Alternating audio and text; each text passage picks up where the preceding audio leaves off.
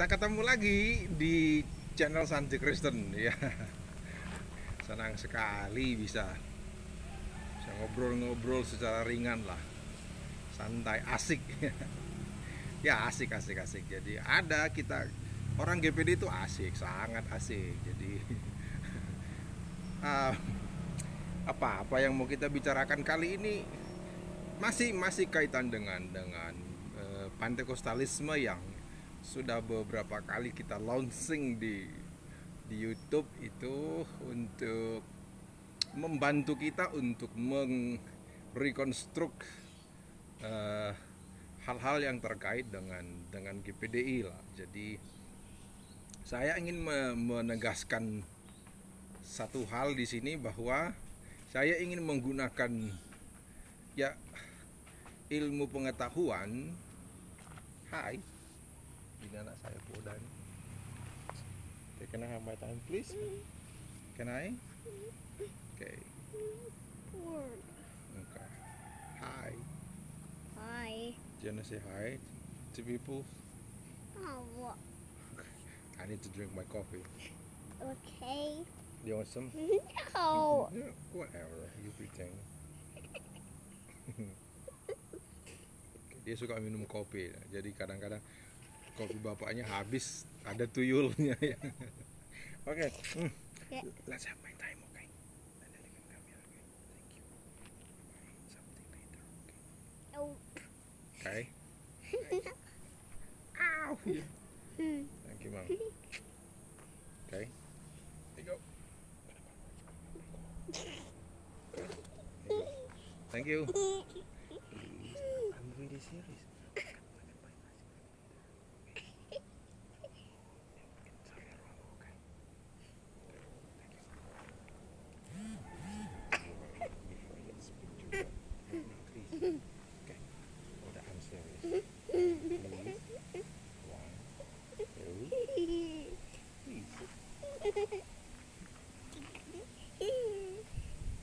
What? Don't hold the cable. Okay. Now you are on the TV right now. I know. I'm taping you. Say hi. I Hi. Okay, let me talk to people right now, okay? I need my time. Thank you, man. Okay. Go find the avocado there. Francis, put it back to Francis before we step on it. Hey. What? Move the branches to the bamboo. So we go. So we can fire? Yes. Oke. Itu anak saya memang dekat dengan bapaknya juga sebetulnya. Jadi baik, masih kaitan dengan Pantekostalisme. Nah, tapi kali ini lebih spesifik soal jaring-jaring intelektualisme yang akan mengusung, yang akan menerjemahkan atau mengapply hal-hal yang terkait dengan yang sudah kita bicarakan selama ini. Jadi saya sedang melakukan pendekatan ilmu pengetahuan untuk membuat hakikat keilmuan di lingkungan Pantekosta itu menjadi sesuatu yang bisa dikerjakan gitu ya. Jadi kita tidak bicara soal teoretik saja, tetapi bagaimana hal yang dibicarakan itu menjadi doable, itu kan jauh lebih penting gitu. Nah, ada banyak literatur yang memang saya baca untuk mengucapkan yang di sini. Jadi ini serius, ini bukan ilmu omong-omong ya, seperti saya bilang di video yang lalu. Ini justru bisa di hal-hal yang ilmiah, hal-hal yang saintifik itu bisa dilakukan ulang oleh orang yang lain. Misalnya ini saya sengaja Avocado. yang berbahasa Inggris di sini kan, ini bukunya Berling sama Van Pursen dari Tiara Wacana Jogja. Ya, saya sengaja memilihkan yang berbahasa Indonesia dalam artian biar mudah dibaca itu saja, terus aksesnya gampang. Yang berbahasa Inggris juga ada banyak, tapi Avocado. yang mudah diakses dulu deh, kan itu maksud. Wah. Jadi kita ndak tidak ada orang GPD itu tidak punya niat so force kayak gitu, itu bukan karakternya orang GPD lah. Nah, kemarin kita kan membicarakan filsafat keilmuan di Pantai Costa itu sudah saya jelaskan sebagai sebuah pengantar lah. Nah, jadi agar hal-hal itu bisa dibicarakan, tentu harus ada orang-orang yang mempunyai, kalau berbicara soal nomenklatur aturan-aturan dari pemerintah nanti disebut dengan kompetensi, yang biasa kita sebut dengan keahlian, atau juga yang ada juga yang mengatakan spesifikasi lah, expertise juga kan, kayak begitu. Expertise di bidang the field of knowledge-nya, jadi fields of studies-nya, jadi bidang-bidang kajian itu harus ada yang mengisi seperti itu. Nah, jadi dari ini kan buku yang ditulis oleh Berlin sama Pearson ini menjelaskan bahwa mereka ini profesor di Leiden, Belanda.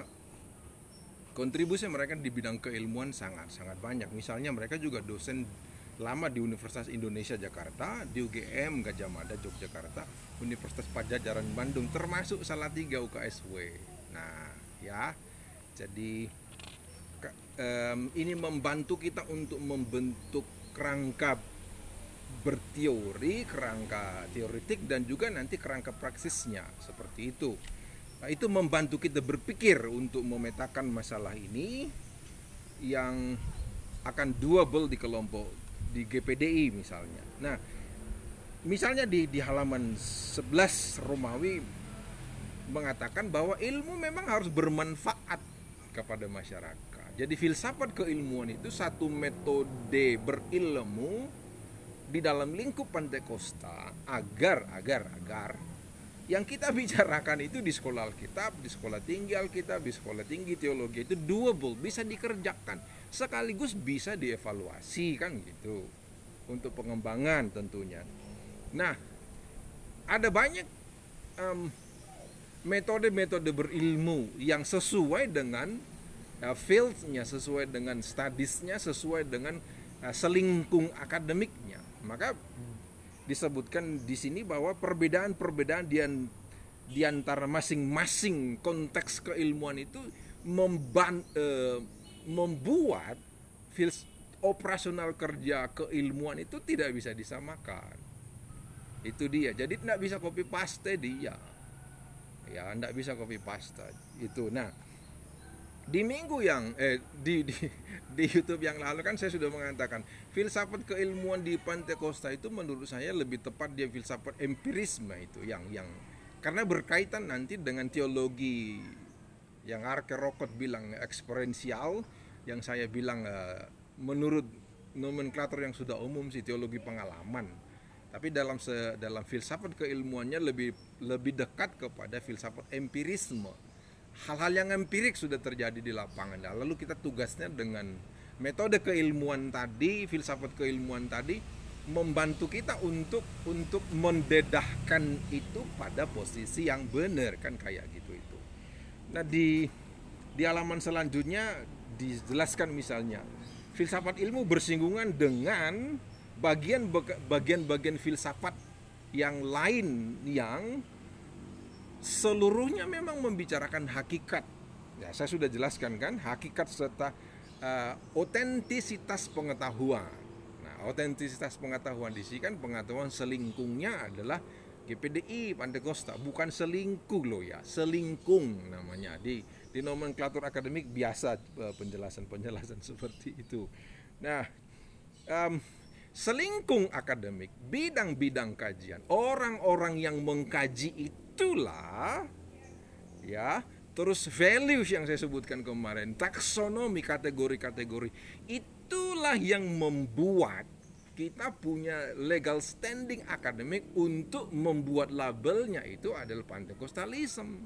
Seperti itu. Jadi Ada teman yang dari Bali ke Sopo Surung, Sumatera Utara sana bertanya, "Bang, apakah tidak memaksakan kalau Anda abang menyebut Pentekostalisme itu?" Bukan. Saya justru menjelaskan, lihatlah ada etika Protestannya Weber, ada kalimat Protestan kan di situ. Karena objek yang dikaji adalah masyarakat Eropa Protestan pada waktu itu. Bagaimana calling dari Tuhan itu men-trigger atau memforcing mereka untuk bekerja mengumpulkan kapital itu.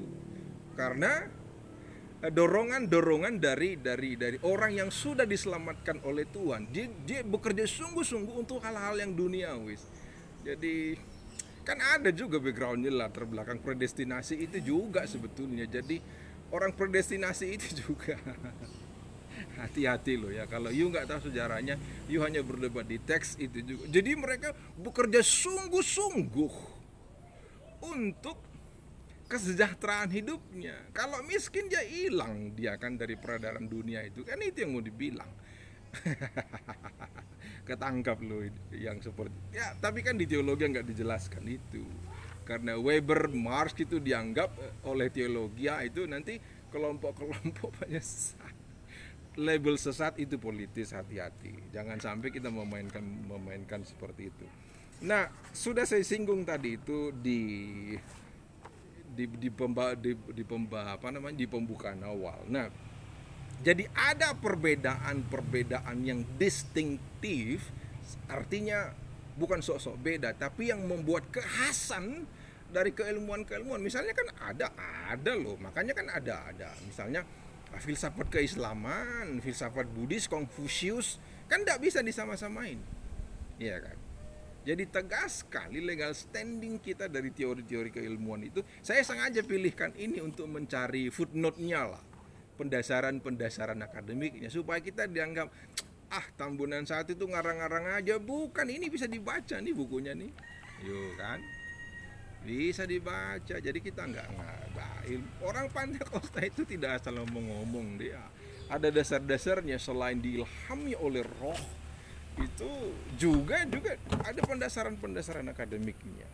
Jadi pertimbangan nilai, values itu menentukan seperti apa, bagaimana, di mana, oleh siapa filsafat keilmuan itu applied, diterapkan. Seperti itu. Oke, saya selesaikan dari sini tuh. Nah, tujuan pembicaraan kita sederhana saja, yang ringan-ringan ya, yang berkembangnya teknologi informasi dan komunikasi ini membantu orang-orang GPD untuk sadar dirinya bahwa kita tidak bisa bertahan dalam mempertahankan bukan keunggulan doktrinal, tetapi ada mekanisme tersendiri di ya. Just gonna go put it right there. Okay, thank you, Ma. Where? Where is it? I don't know. Can I have my time, please? Now where's your phone? That's my phone. I'm using it. Oke, untuk bukan mereposisi ya, tapi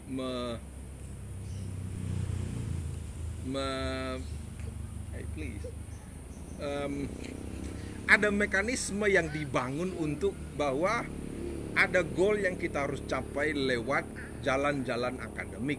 Nah, makanya memang ada orang yang menempuh jalan pintas, ada orang yang menempuh jalannya terjal banget. Ya, seperti saya misalnya kuliah doktornya itu 8 tahun lebih. Ya memang karena otak seleron juga sih sebetulnya. Terus ada teman saya Franz ini dosen luar biasa ini di Batu ini.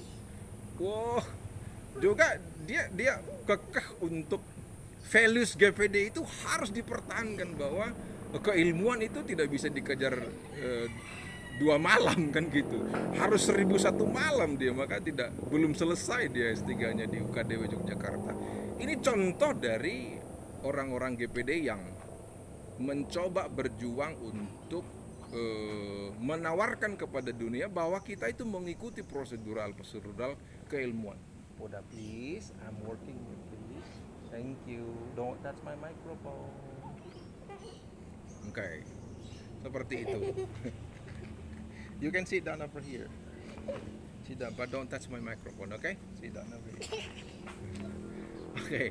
Nah, jadi itu orang GPD yang muda-muda, yang asik-asik itu, yang betul-betul ingin menunjukkan kepada dunia world view-nya kita itu kita peroleh dengan proses yang memang sesuai dengan proses yang seharusnya kan begitu. Dan senyatanya kayak gitu itu.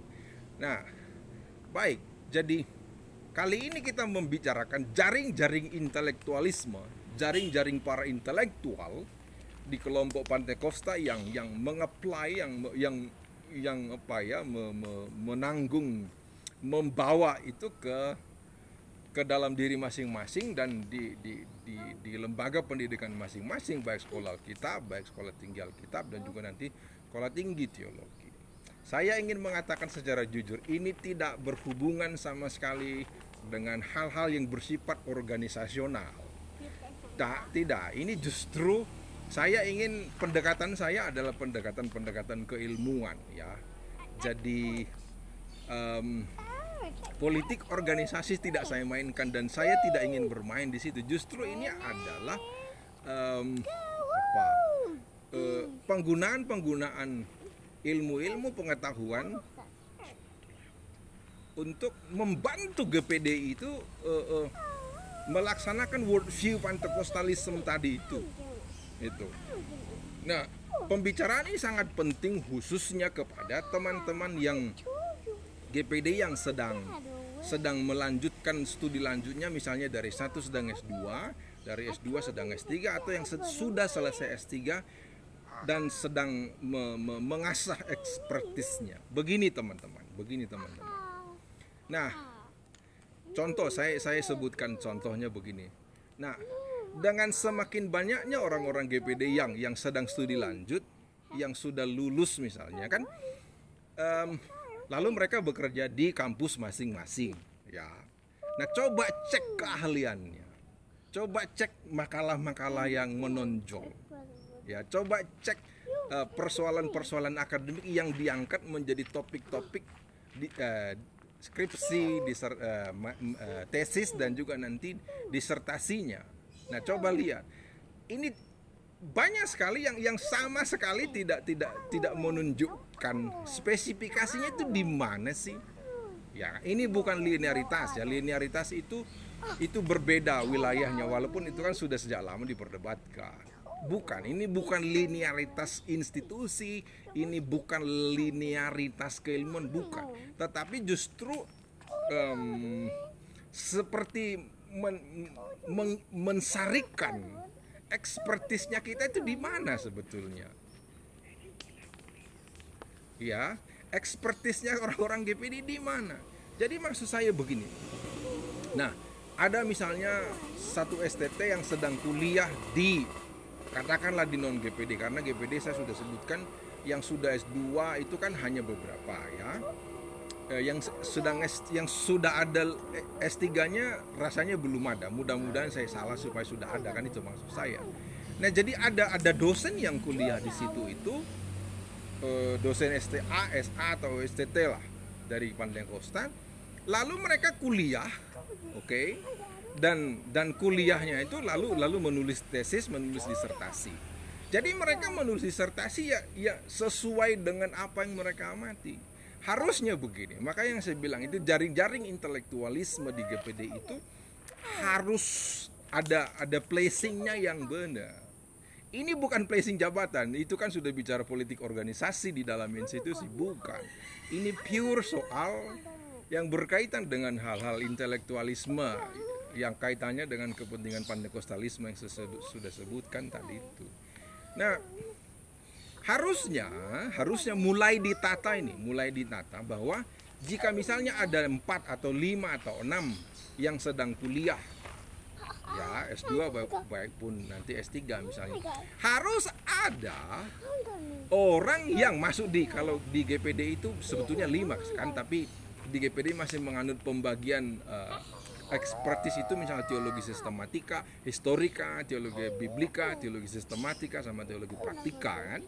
Nah, jadi ketika menulis tesis, ketika menulis disertasi, harusnya otomatis dari orang itu ada kesepahaman lah.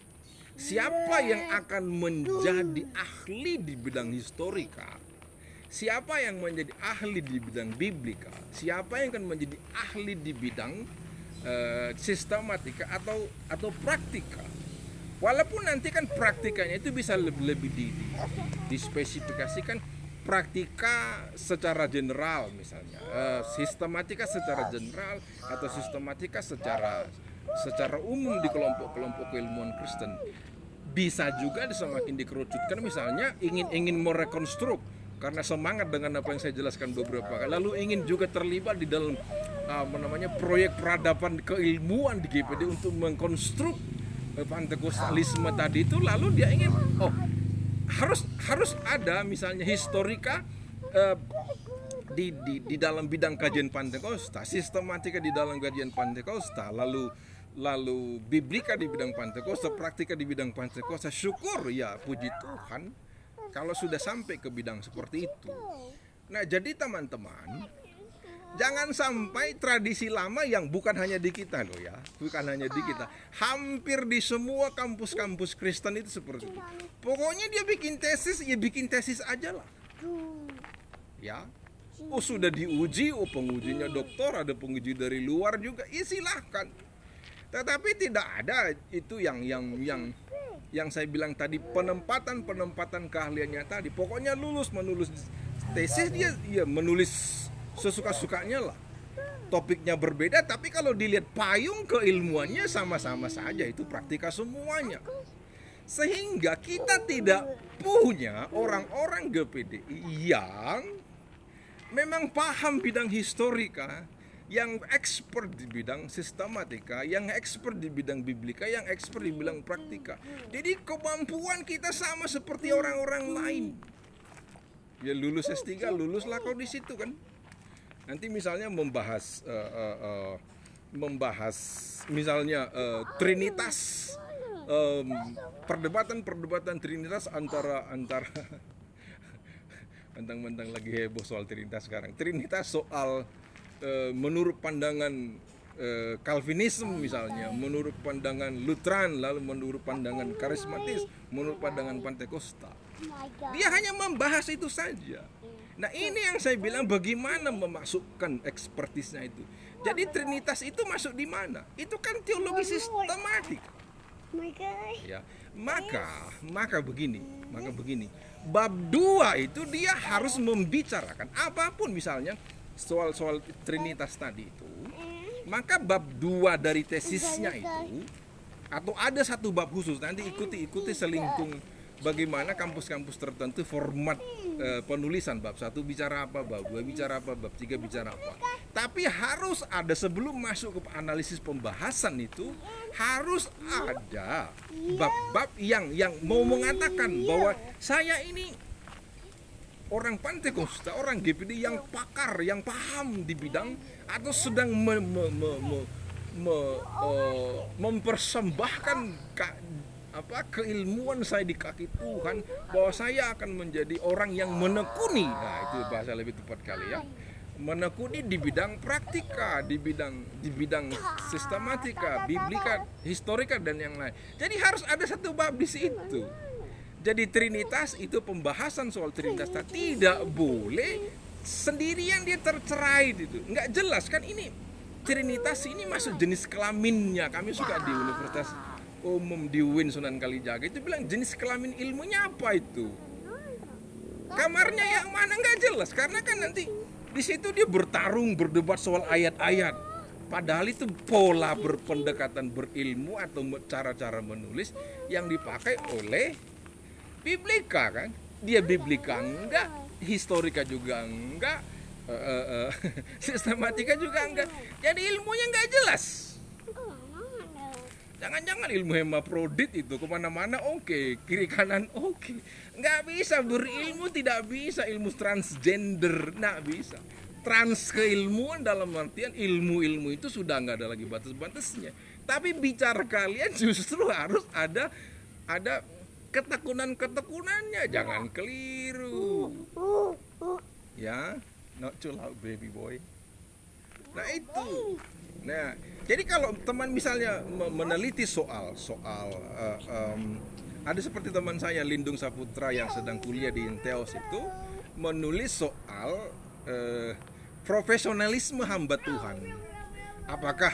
Apakah menjadi hamba Tuhan itu benar-benar pure panggilan atau memang itu profesionalisme pekerjaan yang seperti orang bekerja lain saja? Nah, biasanya saya sudah mengajar dia memang.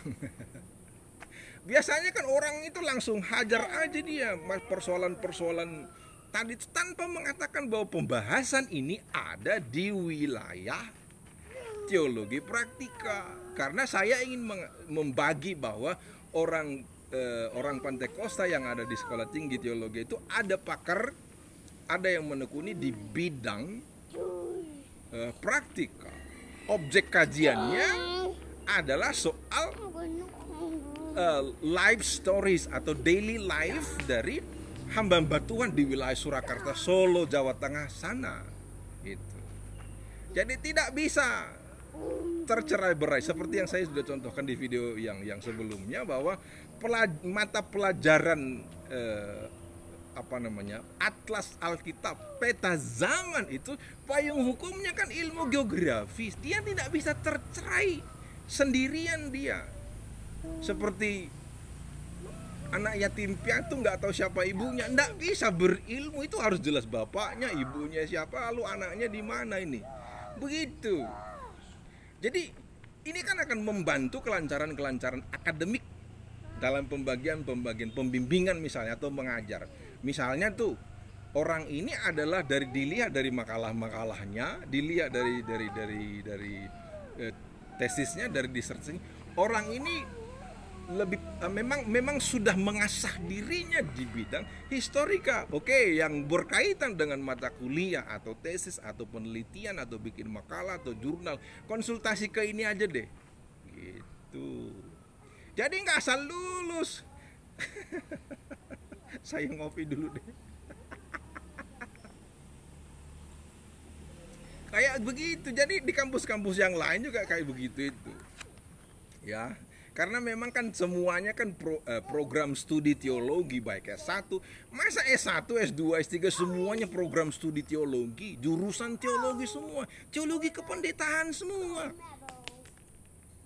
Maka tak heran lah kita berantem semua lah itu. Karena tidak jelas dia pembagiannya. Siapa yang ahli di bidang sistematika? Siapa yang ahli di bidang biblik? Kan tidak ada penjelasan, tidak ada pembagian akademiknya. Nah teman-teman, maka saya bilang mengelola organisasi, mengelola gereja, mengelola pendidikan itu memang harus ada kerangka keilmuan yang bermain di situ. Sudah enggak lagi bahwa mengelola sekolah itu persis seperti mengelola penggembalaan yang kemarin. Orangnya tetap menjadi gembala, silahkan, kita sangat senang. Karena itulah core values-nya di GPD kan. Dia seorang gembala, dia seorang dosen dan yang lain-lain. Tapi keilmuan itu harus menjadi hak milik kita untuk membantu dignity sebagai seorang Pantekosta. Please go through that way ya. Please that way. Thank you ma, thank you. Seperti itu. Jadi lalu bagaimana? Bagaimana? Nah kalau misalnya harus ada penekanan. Saya ingin atau teman saya ya saling ngomong-ngomong lah. Ya misalnya dia ditugas kuliahkan oleh kampusnya, ditugas atau ya self help, dia ingin maju sendiri, lalu dia ingin memiliki keahlian harus punya yang saya bilang tadi itu jaring-jaring intelektualisme itu harus mulai ditempatkan pada porsi-porsi yang sebenarnya. Kan itu memudahkan kampus nanti. Oke, kalau ada bimbingan skripsi, Sudah deh yang itu. Jadi tidak lagi kayak pokoknya siapapun bisa memeriksa tugasnya yang mana, siapapun bisa menjadi penguji tesis, penguji disertasinya siapa. Yuk nggak kayak gitu itu. No, tidak seperti itu sekarang modelnya. Jadi perlu ini. Jadi maka saya bilang tadi keilmuan itu harus sangat useful di kelompok gitu. Wadah, please. Oke. Nah, itu sebabnya ini. Kami, let me kiss you, let me kiss you, let me kiss you, let me kiss you ya. Intelektualisme tadi itu harus ditempatkan pada posisi yang benar, ditangani oleh orang-orang yang benar. Supaya oh, kami ya. Oh.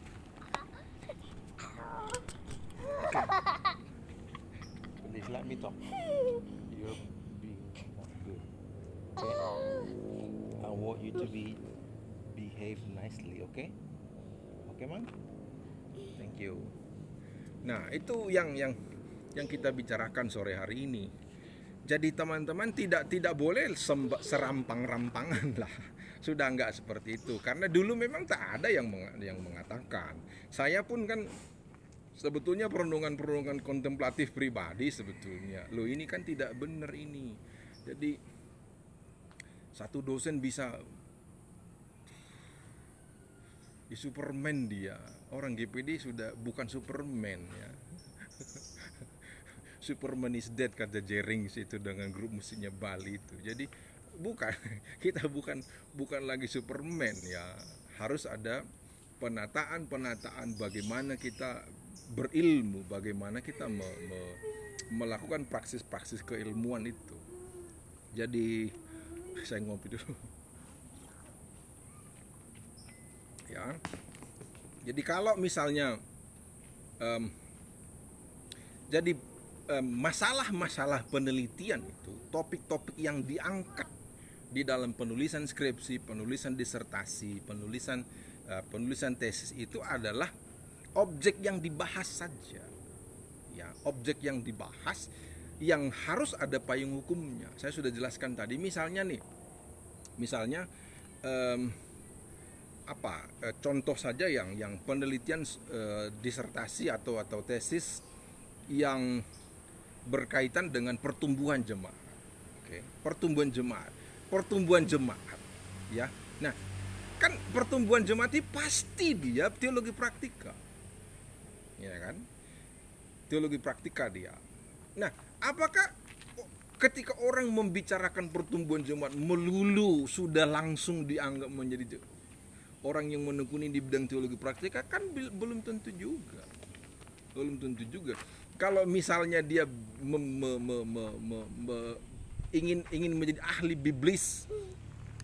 biblika yang kaitannya dengan gereja kan misalnya, lalu kan dia bermain di ayat-ayat bagaimana perjanjian lama mengatakan soal komunitas di dalam bangsa Israel, komunitas di dalam tribal, suku-suku pada masa lalu, terus nanti komunitas di dalam Kisah Para Rasul dan di dalam perjanjian baru misalnya, yang ingin mengatakan bahwa proses pertumbuhan jemaat yang ada sekarang itu ada landasan biblikanya, kan gitu. Nah, itu masuk kepada apa? Keahlian di bidang biblika. Itu sebabnya payung hukumnya saya bilang tadi di bab 2, karena asumsi saya kan landasan teoretik dia. Landasan teoretik itu ingin memberikan payungnya, saya pakar di bidang ini loh. Gitu. Nah, saya kasih contoh misalnya. Kalau teman-teman membaca buku-buku yang sebelumnya adalah hasil disertasi dari orang-orang barat misalnya ya. Nah, topik penelitiannya sebenarnya soal saya kasih contoh misalnya, saya bawa nggak buku. Nah, ini kan nih Gary Van Klinken ini kan dia membicarakan kekerasan komunal dan demokratisasi di Indonesia. Tapi lihat ciri khas mereka, ciri khas mereka pasti nanti di situ ada peta-peta wilayah Indonesia. Lihat ini nih. Bisa kelihatan nggak? Ya kan? Peta wilayah Indonesia. Terus dia waktu itu memang membahas kekerasan di Kalimantan Barat, Kalimantan Tengah, Sulawesi Tengah, Poso, sama Maluku, bersama Maluku Utara. Ada peta-petanya ini. Oke, lihat apa yang saya mau bilang di situ.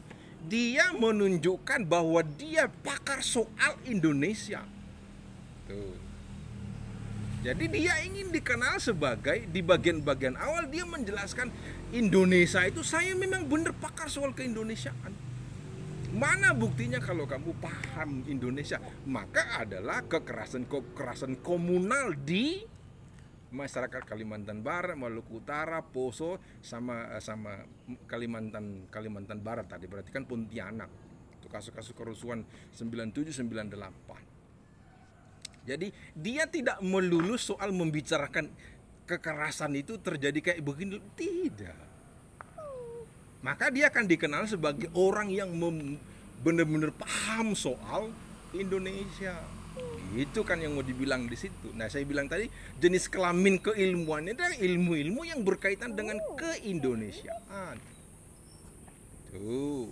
Nah, memang orang di Universitas Leiden, Universitas Barat kan sudah sangat apa ya, wide banget and large sekali, batas keilmuan mereka sangat sudah jelas. Nah, itu satu contoh. Yang berikutnya misalnya saya kasih contoh ini deh, ya. Jadi ada dua tokoh yang menulis soal, misalnya Anthony Bubelo sama Greg Viali sama Whit Mason. Mereka menulis soal Indonesia, Mesir dan Turki, ya. Jadi bagaimana gerakan-gerakan Islam itu ikut di dalam demokrasi, dalam pemilihan umum dengan 3 lokasi penelitian. Ya. Lokasi penelitiannya mengatakan soal Mesir, Indonesia, sama Turki. Tapi jangan terkecoh kawan-kawan. Yang mau mereka katakan apa? Bahwa mereka ini adalah ahli di dunia Islam. Kan itu. Ya, itu yang mereka bilang. Nanti maka di bagian-bagian awal dijelasin dulu tuh, dijelasin dulu seperti apa toh dunia Islam itu. Jadi mereka tidak mau dikenal hanya ahli soal misalnya dalam hal ini soal demokrat, soal demokrasi, soal gerakan-gerakan Islam. Tidak, gerakan-gerakan Islam itu hanya sebagai objek kajian kecil yang ingin menegaskan spesifikasi keilmuan mereka itu diperoleh ketika meneliti demokrasi di dunia Islam. Jadi ideologi mereka ingin mengatakan bahwa kami ini adalah pakar dunia Islam, maka dijelasin dulu dunia Islamnya. Begitu. Nah, itu model-model berilmu yang tidak ada di STT. Nggak ada. Nggak ada. Jadi kita itu, saya ngomong begini karena kan mudah ya, pendengar di sini kan misalnya juga sudah menjadi wakil ketua di SA, di STT, di STA masing-masing. Jadi nanti teman-teman juga bisa mulai melakukan penempatan orang, lalu menugas kuliahkan orang-orang sesuai dengan kebutuhan kita. Harus ada orang Pantekosta yang pakar di bidang keilmuan biblika, historika, praktika, sama sistematika tadi. Di bab-bab awal itu dia harus menjelaskan itu. Itu dia. Nah, kalau di Universitas Umum misalnya di UKDW, di UKSW kan STT Jakarta, mungkin UKIT Tomohon dan yang lain, jejaring intelektualisme di kelompok arus utama itu, atau di Universitas HKBP Pematang Siantar, atau di Universitas Nomensen di Medan sana, ada satu ilmu yang mereka sudah integrasikan ke dalam dengan penyebutan nomenklaturnya itu ilmu-ilmu bagian umum. Maka nanti ada sosiologi di bidang agama, ekonomi di bidang agama. Kita belum sampai ke situ.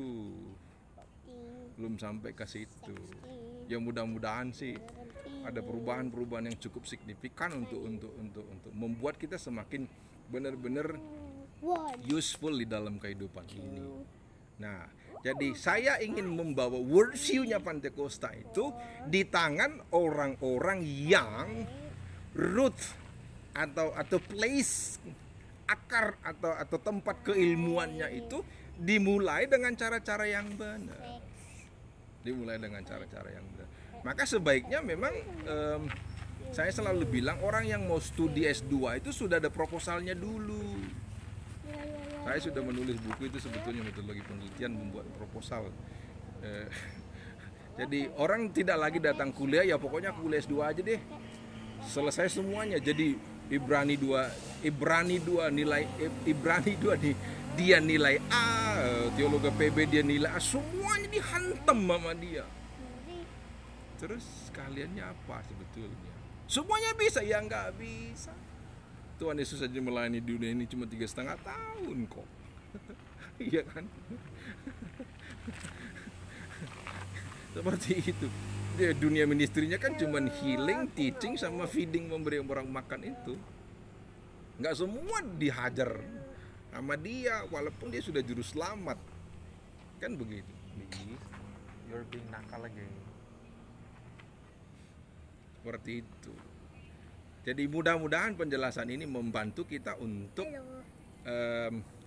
membuat, nanti tentu ada pencabangan kedalaman misalnya teologi biblis di bidang kritik teks. Ya itu kan sudah membutuhkan resource atau manusia yang jumlahnya banyak. Kita belum sampai ke sana ya, belum, karena memang jumlah kita yang yes, thank you. Yang bergelar akademik itu masih dalam ongoing proses lah.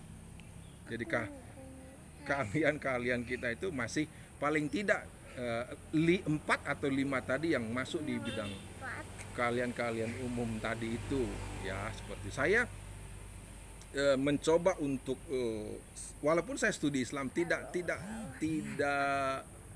mencoba untuk spesifikasi dalam hanya dibilang Islamologi atau studi Islam, lebih pada bidang-bidang umum tadi kan. Jadi saya sedang mencontohkan kepada kaum Pantekos yang lain bahwa kita punya orang yang memahami bidang-bidang kajian umum kan. Itu yang mau saya bilang sebetulnya dengan saya studi di universitas umum itu. Semoga penjelasan ini bisa membuat kita semakin memahami bahwa ada guna dari teori-teori kependidikan itu, keilmuan itu untuk membantu gereja ini semakin diberkati oleh Tuhan. Say bye-bye to everybody. Dadah. Tuhan Yesus memberkati saudara-saudara.